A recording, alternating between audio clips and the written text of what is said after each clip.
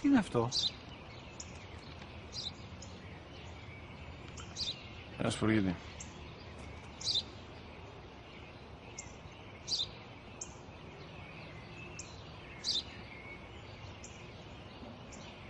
Τι είναι αυτό? Μόλις τώρα στο είπα, πατέρα, σπουργίτη είναι.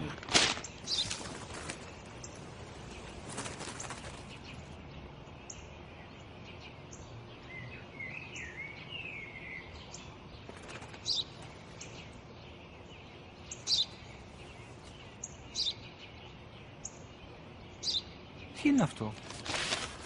Ένα σπουργίτη είναι, πατέρα. Ένα σπουργίτη. Σπου-γι-τι!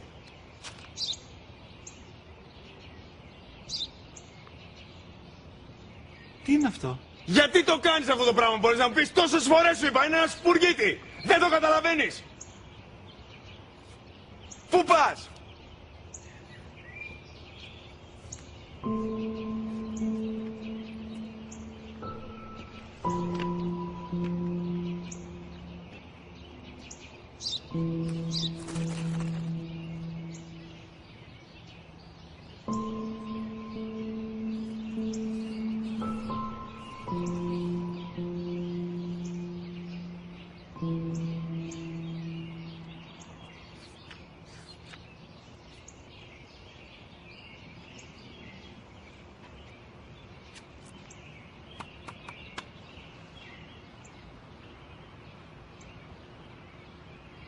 Δυνατά.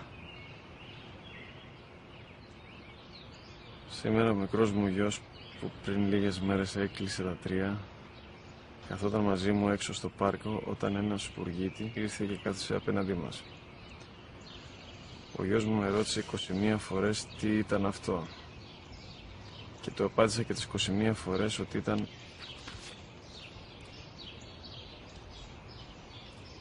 ένα σπουργίτη.